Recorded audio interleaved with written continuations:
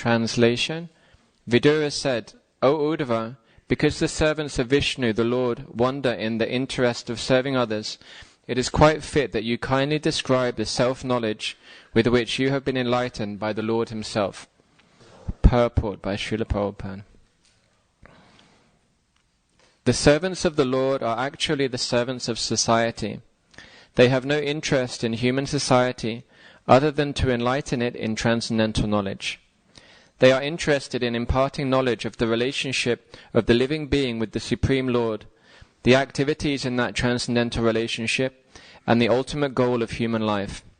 That is the real knowledge which can help society achieve the real aim of human welfare. Knowledge in the matter of the bodily necessities of eating, sleeping, mating, and fearing, transformed into various branches of advancement of knowledge, is all temporary. A living being is not the material body, but an eternal part and parcel of the Supreme Being, and thus revival of his self-knowledge is essential. Without this knowledge, the human life is baffled. The servants of the Lord, Vishnu, are entrusted with this responsible work, and so they wander all over the earth and to all other planets in the universe. Thus the knowledge which was received by Uddhava directly from the Lord deserves to be distributed in human society, especially to persons like Vidura, who are highly advanced in the devotional service of the Lord. Real transcendental knowledge descends in the disciplic succession from the Lord to Uddhava, from Uddhava to Vidura, and so on.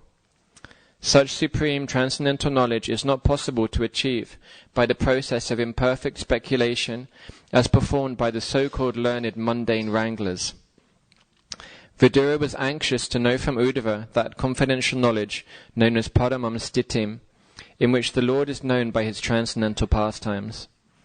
Although Vidura was older than Uddhava, he was anxious to become a servant of Uddhava in the transcendental relationship. This formula of transcendental disciplic succession is taught by Lord Chaitanya also.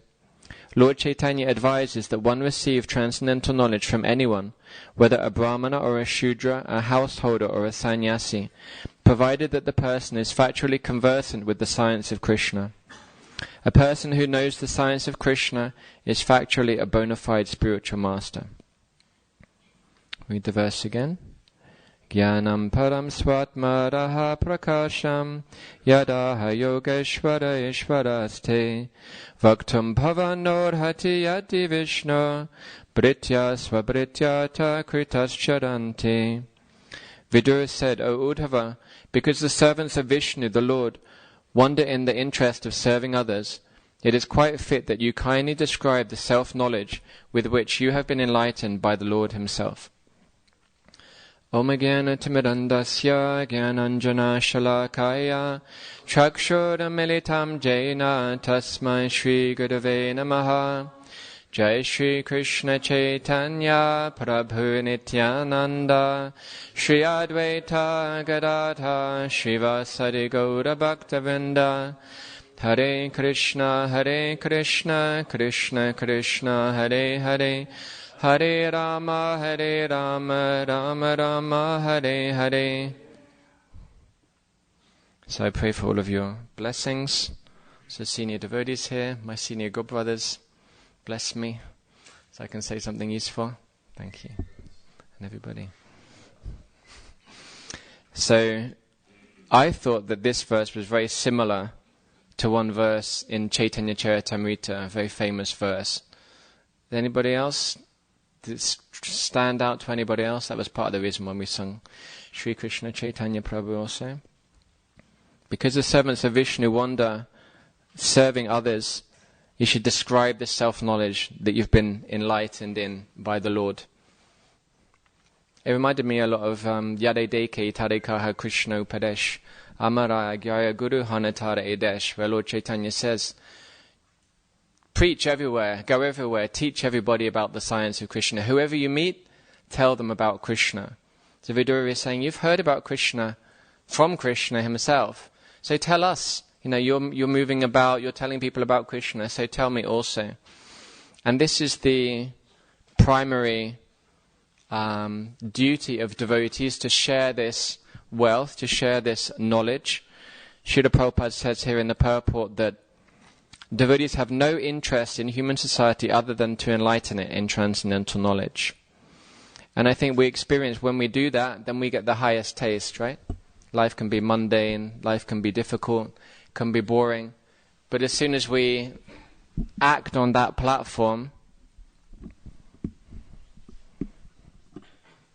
Amara Agyaya Guru Hayatara Edesh, become a guru. As soon as you just transmit that knowledge to others, you take that position of sharing Krishna consciousness. So tasty, so interesting. Krishna makes so many arrangements.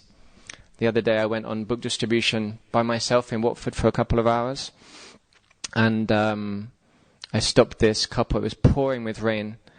I stopped this couple and I said, "You look like a very intelligent man. I'm sure you read a lot. Would you like to take a book? I'm sure you're interested in reading." He said, "I'm quite interested in reading." I said, "I bet you can read anything. I bet you can even read minds, can't you? You're so intelligent." And he said, "Well, can you read minds?" And I said, "Well, sometimes I can guess people's names." And he said, "Okay, what's my name?" I said, "Alfred." And he said, "Okay, I'll buy a book." And he went to the cash machine. So on book distribution, that happens so many times. He said, "How did you know my name is Alfred?" I just said it as a joke because I thought it's such a ridiculous name. He's never going to be called Alfred. He said, "Okay, I'll buy a book."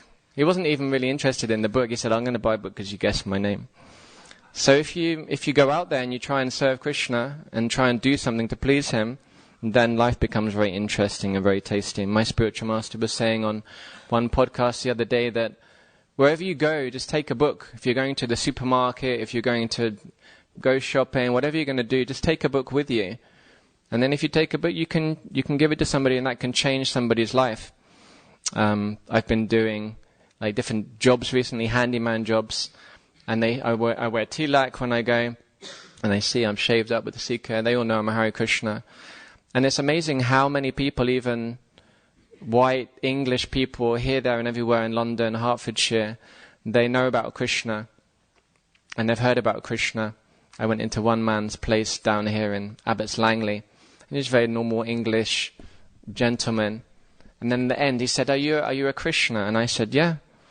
I said, "Did you know there's a temple just down the road, a big mansion? George Harrison donated it to us." He said, Yeah, I've been to Bumpity Dumper Manor before.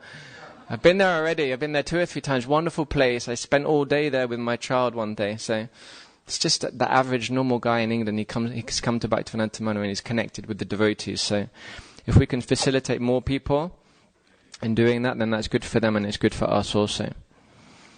So Prabhupada says here that knowledge in the matter of the bodily necessities of eating, sleeping, mating and fearing, transformed into various branches of advancement of knowledge, is all temporary. And that this is, without this, then life is baffled. And that this is only coming down through the disciplic succession.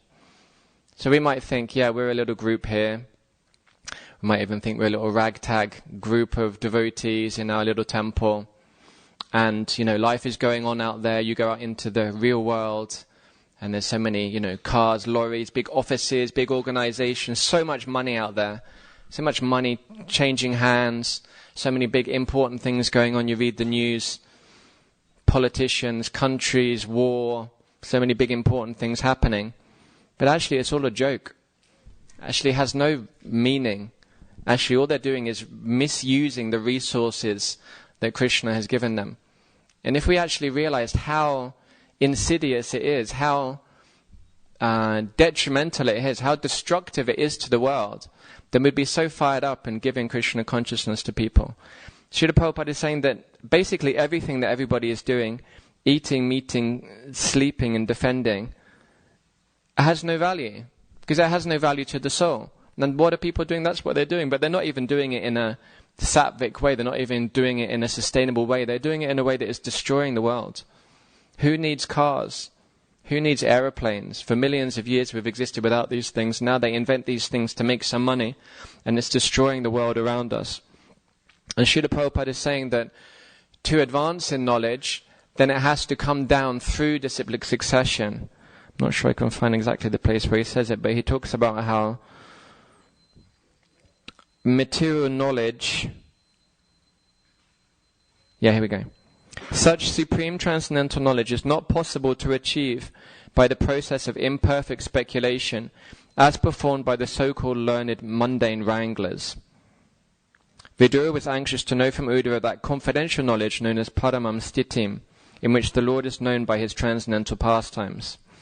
So because they reject God, because they reject Krishna, and because they use their imperfect, speculative, empirical knowledge, it will always be doomed to failure. Mother Omala gave a class long time ago, and she was speaking about the different types of knowledge, epistemology, how we receive knowledge from different sources. And she was explaining that when we have this empirical knowledge, this arohapanta, knowledge that comes up, that expands, that you develop, it's always imperfect. How can you come to the conclusion that whatever is the goal of life, or how can you come to any conclusion where you're gathering some data? You can't say that this is a fact, right?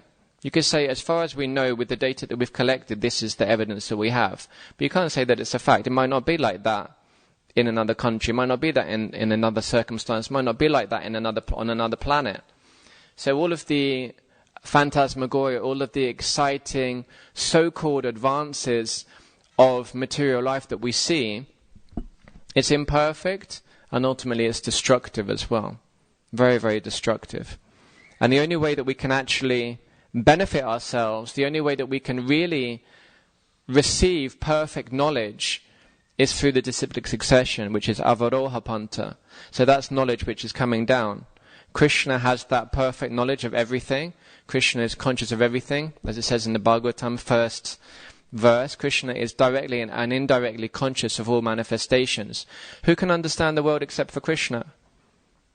Nobody can. We can understand the world perfectly if we repeat what Krishna says, if we understand that statement, but only Krishna is conscious of all manifestations and understand perfectly how everything works. So why would we take knowledge from somebody else as opposed to taking it from Krishna? Prabhupada says that to different people when they say something that is, Prabhupada was saying it, that in terms of this material world, he says, if you try to enjoy in this world, you try to be happy in this world, you try to advance materially in this world, in whatever way it may be, family, money, house, whatever it is, and you think you can be happy, he says, then you're disagreeing with Krishna, because Krishna says, Dukhalayam ashashvatam, anityam asukham lokam. He says it's an unhappy world. You can't be happy in this world. So why try to be happy in this world when Krishna says that you can't? If you don't accept what Krishna says, then you're disagreeing with Krishna, and who are you to disagree with Krishna? So Krishna makes so many statements, and he humbly says in the Bhagavad Gita also, this is my opinion. Krishna gives the absolute truth to Arjuna and says, this is my opinion. Very humble. He also quotes different sages, says this is the opinion of different sages. It doesn't matter to Krishna if it's the opinion of different sages. He is the origin of all of the sages, the origin of all of the demigods, the origin of the Manus. But he very humbly says that. So the only way to achieve success is to follow the Vedic scriptures, and we shouldn't be enamored or attracted by material knowledge if it's not in line with the Vedic teachings. Of course, we're using everything in Krishna's service. We have to. We're trapped in so many systems in this society that you can't just step out of. But we can use these things in Krishna's service. But we should understand that in the spiritual world there is no London Underground, there is no Apple Mac, there is no taxis, there is none of this. Kadamakanana Swami was saying that we use laptops, so in the future we won't have to use any laptops anymore. Krishna doesn't use any of this demoniac technology in the spiritual world. And he says to Arjuna when they were going to burn the Khandava forest to feed Agni, Maya the demon, right? Maya Danava. He came out of the forest and he said to Arjuna, save me, I surrender to you. Arjuna was going to kill him, he's a demon. And Arjuna said, okay, I'll give you shelter because you surrendered to me, that's the culture. And he says, okay, in return I'd like to give you a gift, I'll give you this yantra vidya, which is technology, the knowledge of technology. And Krishna said to Arjuna, he said, don't take it. He said, this knowledge will destroy everything. So we see this technology, it's insidious and it's very dangerous, it's unneeded, and people are totally enamored by it. And the whole illusion that society is advancing, humans are advanced, humans are developing, we're like the peak of evolution, is so much based on this technology that, yeah, this is the proof, right? We did this. They couldn't have done that before. We have hospitals now. Now we can gather all of the sick people in one place so they can make each other sick. We don't need to treat them all separately in their houses. We can gather them all together, and we can charge people a lot of money to do that. We can fly through the sky. Yesterday I was doing some work and I just saw this plane in the sky. It was like, I don't know how many miles away. It's just like, I thought, do I really go on a plane sometimes? Like a rocket going up into the sky. It's like, such a risky thing to do. Shishiradago Kulananda Ki Jai. So our faith, or people's faith, in society and in advancement of society and in scientists who are like the leaders of society is so much based on these little technological things that they've created, but actually they're very detrimental to us. So Srila Prabhupada says here also in the purport that devotees wander over the earth and to all other planets in the universe, which is interesting. I don't know exactly why he said that. We know that Narada Muni is travelling around, he's going to different planets in the universe. Srila Prabhupada also mentioned that Srila Bhaktisiddhanta Saraswati, after this birth, was it Prabhupada who mentioned? I think it was Prabhupada. He said that he went to the moon next to preach Krishna consciousness. No, I think it was Bhaktisiddhanta Saraswati who said it. He said they've become very degraded on the moon, and that's the next place I'm going to go and spread Krishna consciousness. So this is the duty of the devotees, to cut through that illusion that people are in, that life can be happy and that we are advancing in material life. We have to cut through that illusion and give them knowledge of Krishna. Tavakatamritam tapta jivanam kavibiriditam kalmashapaham shravanamangalam srimaratatam bhuvikrinantiye buddhida janaha. And the gopis say, this is from the 10th canto, that those people who spread this knowledge are the most merciful. Buddhida janaha. We saw this nice play, was it on Gaurapanim? When Prataparudra Maharaj was trying to get the mercy of Sri Chaitanya Mahaprabhu. And eventually he disguised himself as a humble Vaishnava. And during Rath Yatra, what are the gardens that he... Jagannath Vallabha Gardens. It's like halfway down the Rath Yatra route, right? Okay, so they're there. And at that time Sri Chaitanya Mahaprabhu was resting. Maharaj Prataparudra came and he was singing this Gopi Gita. Chaitanya Mahaprabhu was absorbed in ecstasy hearing this Gopi Gita, didn't realize that Maharaj Prataparudra was the king. And he said this verse to him, Tava katamritam tapta jivanam. This katamritam, this nectar of your activities, of your qualities, of your names, of your pastimes, is what gives life to the suffering souls of this world.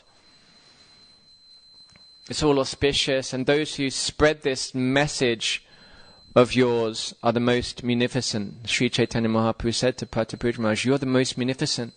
You're spreading this message to me. You're giving me this knowledge. You're reminding me of Krishna, the Supreme Person. I'm so indebted to you. I'm so happy. I'm your servant. In this way, Prataparudra Maharaj got the mercy of Sri Chaitanya Mahaprabhu, and that rift was broken. Sri Chaitanya Mahaprabhu didn't want to connect to him because he was a king. But then he managed to connect to him in that way. By doing what? Just by reading Srimad Bhagavatam to him, right? So powerful. Prataparudra Maharaj. He also did other service. He was humbly sweeping in front of the Rathayatra cart, and he was very determined. And he took risks to get the mercy of Sri Chaitanya Mahaprabhu. Sri Chaitanya Mahaprabhu said, if you ask me to meet Prataparudra Maharaj again, I'll leave this place and I won't come back. And Prataparudra Maharaj didn't give up. He found a way to get Chaitanya Mahaprabhu's mercy. And ultimately, how was it? It was by reciting the Bhagavatam to him. So if we also follow in his footsteps, we recite the Bhagavatam, or we give the Bhagavatam to people, then we can also get the mercy of Sri Chaitanya Mahaprabhu. And here it says, another point that Srila Prabhupada says is that the knowledge that was received by Uddhava directly from the Lord deserves to be distributed to human society, especially to persons like Vidura, who are highly advanced in the devotional service to the Lord. So why do you think he says especially to Vidura? Any ideas? What's the question? He says, this knowledge deserves to be distributed to human society, especially to persons like Vidura. Because they're able to, again, distribute it and make disciples of the world. Yeah, that's an interesting point. They're able to distribute it further and make disciples. Ruben Puri?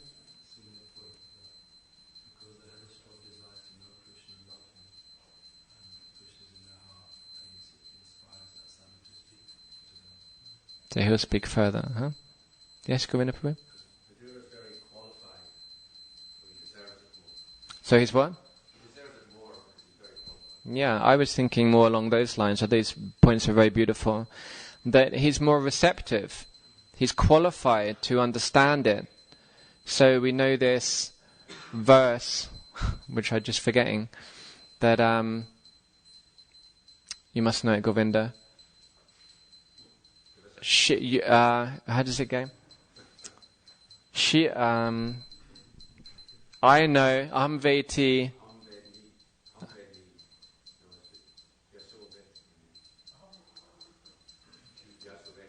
Naveti va. So was it? And who's speaking it? Shiva is saying, I understand Bhagavatam. Shukadev Goswami understands Srimad Bhagavatam. Vyasadeva may or may not understand Srimad Bhagavatam. When I was a brahmachari, I thought it was a very strange verse, very interesting verse. I don't understand that at all. I went to Kadamakanana Maharaj and I said, Maharaj, can you explain that verse to me? And he said, yes, one day, on a rainy day, when we have time, we'll sit down and I'll explain that verse to you. Unfortunately, that day never came. Maybe one day, rainy day in the spiritual world. But the point is that the person who speaks transcendental knowledge, they have a particular level of realization. But the person who hears transcendental knowledge, they may have a higher realization than the person who is speaking it. But because they're passing that knowledge on, then that knowledge is still active, is still potent, is still relishable. So I'm speaking on Bhagavatam now, despite my fallen condition. And because I'm trying to repeat what's in the purport and trying to present that according to my understanding, you will all hear something, but your understanding of it may be much deeper than mine. Just as there's different instances in Chaitanya Leela how people would hear from Mayavadis, they would mention about Krishna and that person would go into ecstasy and they would start rolling on the ground. The Mayavadi had no understanding of Krishna. But because he was speaking on Bhagavatam, then that power was still there when the person heard. So Prabhupada is saying, especially people like Vidura, who are highly advanced, they're especially qualified to hear Krishna Katha, because they're going to appreciate it, they're going to absorb it, it's going to nourish them. Just like we hear the rain, right? It rains on the ocean. What's the point of it raining on the ocean? It's already wet. Rains on some building. What's the point of that? It's just going to get moldy like every single building in the UK. If it rains on the field and it's so beneficial, then so many crops can grow, it's so beneficial to society. So the field is taking that water in, it's using it to its full potential. The building is not. When we give Krishna consciousness to somebody, it's actually an offense to the holy name to give knowledge to people who will misunderstand it. So Krishna Katha is especially beneficial for those who are advanced. And so what would the natural conclusion be? That we have to become qualified. We have to become advanced. We have to understand the potency of Krishna's pastimes. We have to understand who Krishna is. And then when we hear Krishna Katha, then we'll get so much more benefit. It's also explained that there's different types of Krishna Katha. There's also different types of Krishna's holy names. And you get different levels of benefit from those different names or from those different pastimes as well. So we know that the name of Ram, when you chant it, how many times? 3 times? 3 times is equal to one name of Vishnu, right? 1,000 times is equal to one name of Vishnu. And then 1,000 Vishnus is equal to one Krishna. Say it again.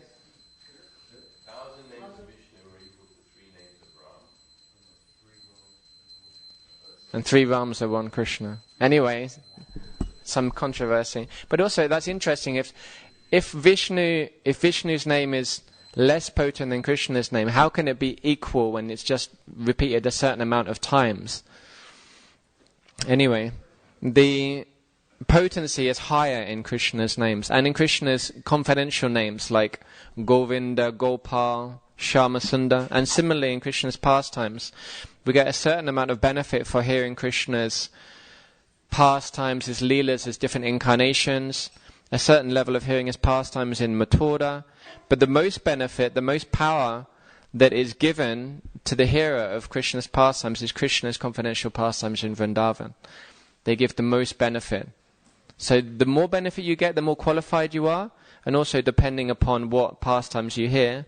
But you also have to be qualified to hear those pastimes, so you have to also listen according to your qualification. Okay, so here it's also mentioned that Chaitanya Mahaprabhu says, Lord Chaitanya advises that one receive transcendental knowledge from anyone, whether a brahmana or a shudra, a householder or a sannyasi, provided that the person is factually conversant with the science of Krishna. And a person who knows the science of Krishna is factually a bona fide spiritual master. Kiba vipra kiba nyasi shudra ke nenoi, ye Krishna tattva veta se guru hoy. Sri Chaitanya Mahaprabhu is saying that anybody, it doesn't matter whether you're a Shudra, a Vaishya, whether you're married or unmarried, you don't have to be a sannyasi to know the science of Krishna. And if you know the science of Krishna, then you're a guru. Rupa Goswami says if you can control all of your senses, then you can become a spiritual master of the entire world. And I was saying to somebody yesterday, what was I saying it to?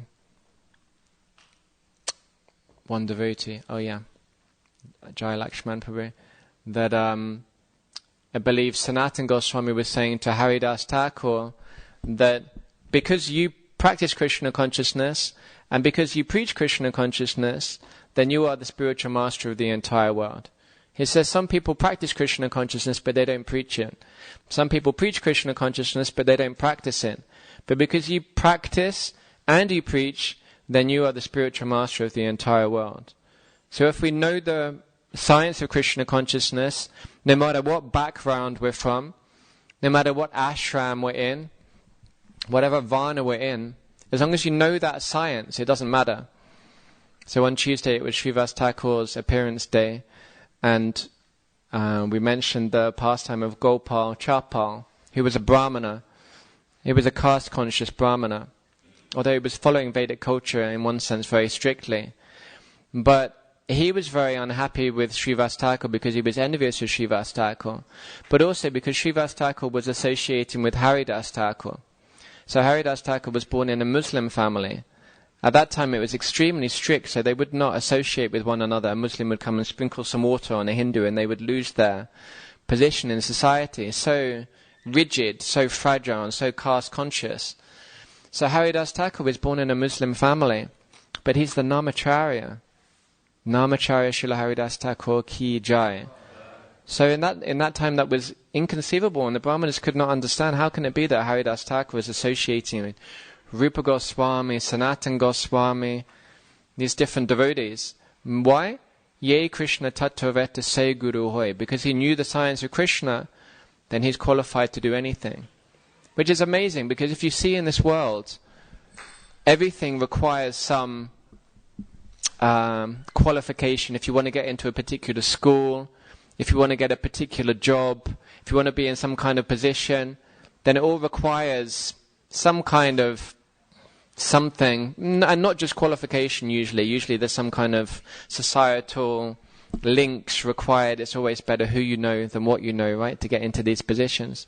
But the highest thing, the highest perfection to serve Krishna, to go back to Krishna, and not only that, but to become a guru, to accept disciples, to teach people about Krishna, which is the highest position that there is, to represent Krishna, that's open to everybody, just as long as you're Krishna conscious.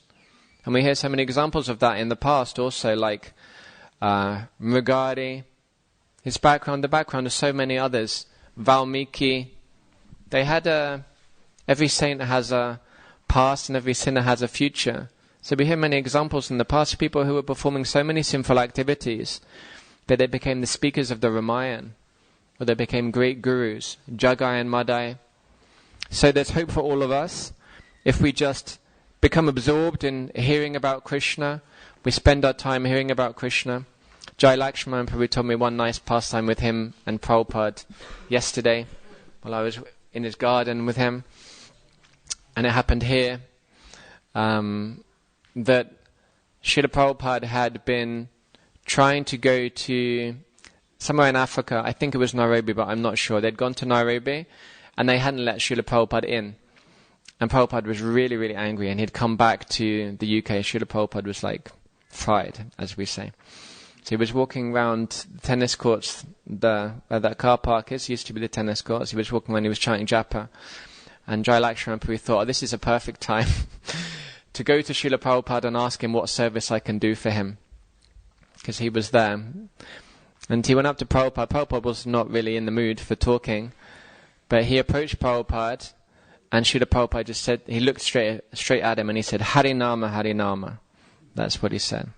So this is the essence of all instructions, that we chant the holy name of Krishna, we hear Krishna's pastimes, Shravanam Kirtanam Vishnu, and if we do that, then it qualifies us for the highest perfection, but if we hear it in disciplic succession. And by hearing this, we also understand that we don't have faith in the other authorities in the world and the other illusions and phantasmagoria that is being presented to us. Okay, thank you for your attention. It's 8:30 now. Do we have any quick questions or comments? Yes, Prabhu? Do we have the mic?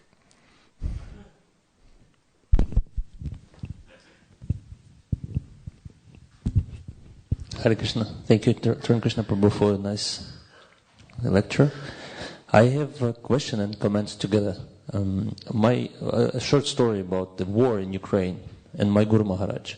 So the war started, he was in Russia, and the war started, and everyone in Ukraine was expecting him to blame Russia, and Russians didn't want what is happening.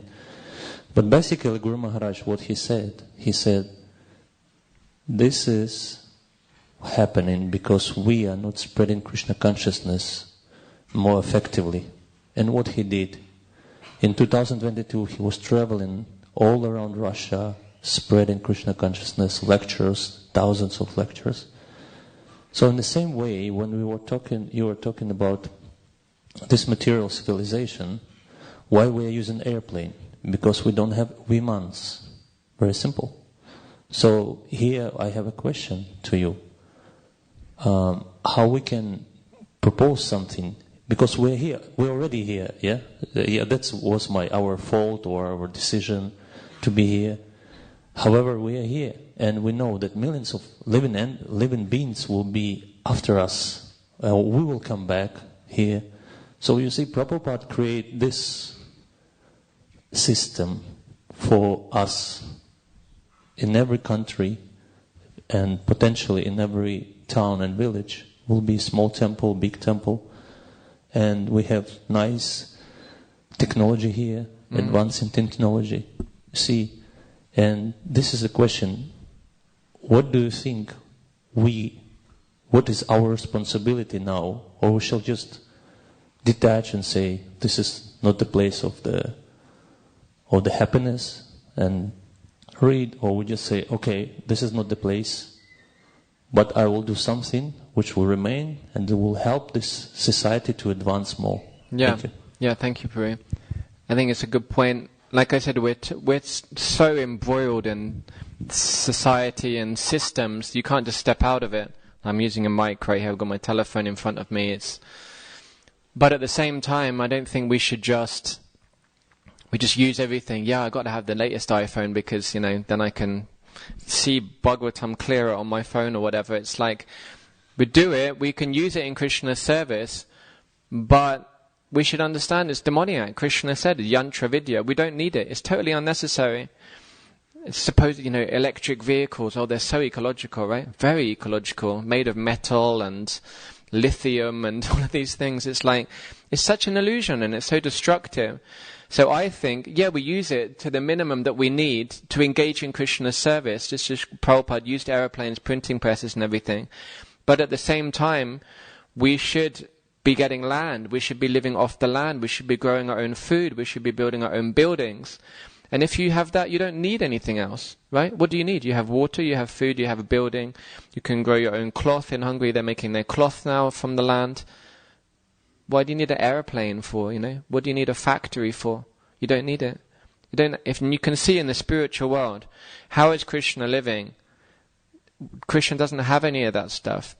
They don't need anything. They don't need a car. They don't even need a rickshaw. They're just living there. They have bulls and the cows and they have the natural opulences. It's unnecessary. And we should understand that. It is unnecessary. In Krishna Valley, when we're living there, you're getting water from the well. There's no running water. And it's hard work, but it just totally changes your consciousness. If there's not water flowing out of the wall through a tap, it just changes your consciousness so much. I can't even describe it. You're bringing it from the well, and I'm only going to use that much water today, 40 liters today, because if I use more, I have to go back in the rain and get it out and bring it and carry it and bring it in. I know exactly how much water I'm using, And when it's not pouring out, it's not pumped out, the beauty of water is so different. It's there. It's too difficult to describe, but it has a natural elegance, a natural dignity, a natural beauty. You're just like using a jug to bathe yourself. It's a totally different mood. It's so much more sattvic that we can't even comprehend being brought up in this society. So if we don't detach ourselves from this materialistic, demoniac civilization which is headed for disaster, then we're just going to go down with all of them. If we don't create our own separate, independent ecosystem based on the land and based on community, then what's going to happen to us if we're not growing our own food? Intelligent, billionaires around the world, what are they doing? They're buying land, they're buying water supplies. They're not giving their phones and their laptops to their children. That's a well-known fact. They're not doing that. They know what it does. We don't, we think, oh, nice new phone, very interesting. One devotee calls it Kali Yuga Apsaras, telephones, Kali Yuga Apsaras. So we use it, but we know that it's a very dangerous thing, and at the same time we need to live a life like Krishna is living and be on the land, be living off the land and developing that, because it's tamasic and it's not sustainable because it's not in the mode of goodness, it's not connected to Krishna, so it's dangerous. Anything else? Prayojan Peru or Paramakaruna Peru?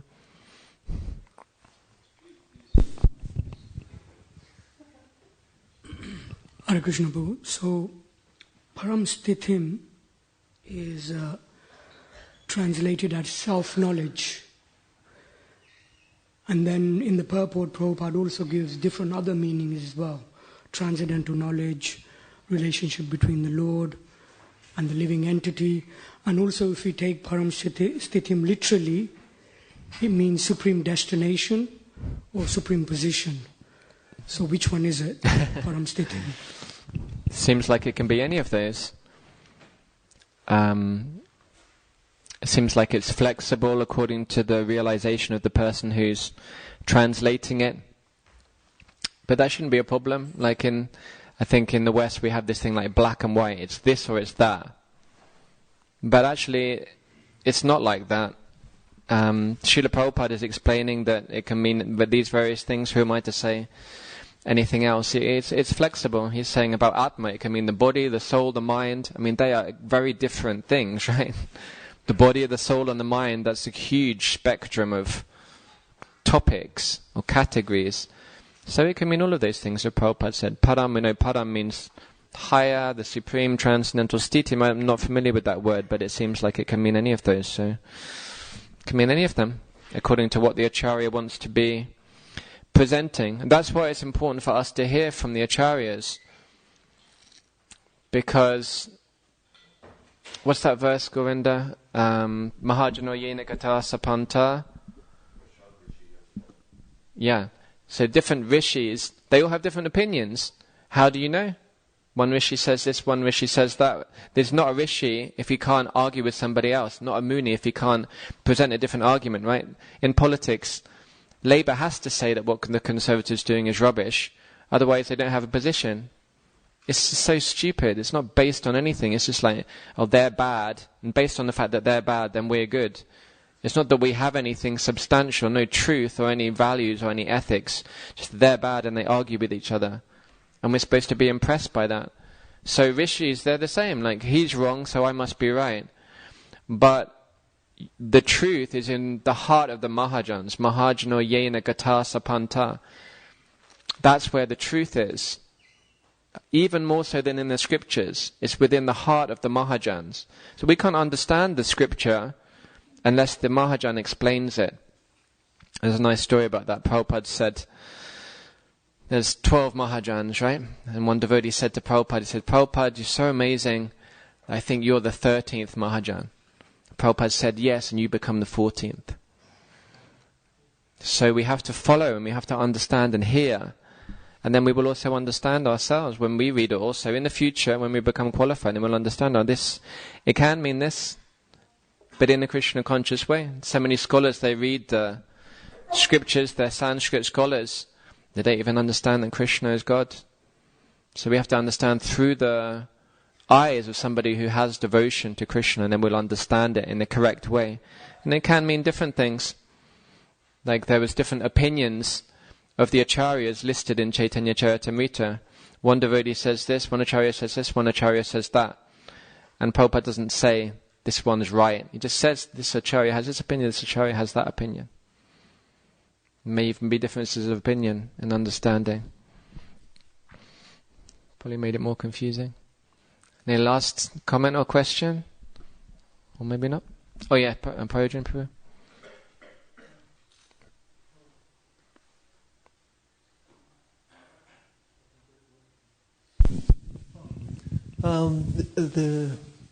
Actually, we've got an amazing preaching mission here.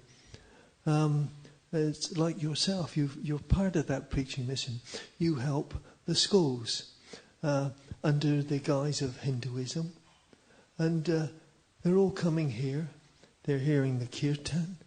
They're hearing Krishna's name and all the deities' names. You know, it's what it is, it's so versatile in its outreach. But at the same time, they say, oh, we shouldn't do it under the guise of Hinduism. But yes, we must. Anything to get them to hear Krishna consciousness, any of the aspects of Krishna, the cows, all this aspect of looking after the cows in a natural land. It's all there, what you were speaking about, actually. Yeah. So I can only say, I was told around, it can be 10 to 15,000 children and teachers come and visit here every day. It's an enormous mission. But using the system to spread Krishna consciousness. Yeah. Okay, so that's it's an amazing thing. Yeah, it's absolutely amazing. This IES is one of my favorite things about Bhaktivedanta Manor, seeing these schools coming. It's incredible, and we have to use it in Krishna service, right? Prabhupada said devotees can go out in non-devotional clothing to distribute books. People can relate to them easily if it's efficacious for the preaching. Bhaktisiddhanta Saraswati Thakur once he made a huge agricultural fair in India. I think it was Calcutta, but I'm not sure. It was an agricultural fair showing like tractors and different tools for agriculture. And they had a small stall of Krishna consciousness in the corner. And that was he wanted to bring all of these people in, thousands and thousands of people, so that they would come in contact with Krishna. That's what the Vedas are all about. The Vedas are mainly about different rituals, getting married, astrology, food, and then you have the essence, like in Mahabharata, right? The essence is the Bhagavad Gita. Not everybody chopping each other's heads off. It's this transcendental knowledge that's given by Krishna, so even the scriptures are like that. It's preaching preaching strategies. Sometimes devotees criticize bridge preaching.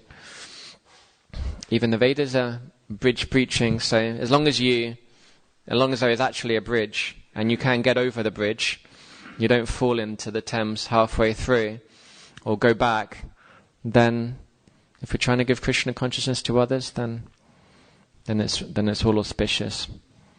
Thank you for your attention. Grantaraj Srimad Bhagavatam ki jai. Srila Prabhupada ki jai.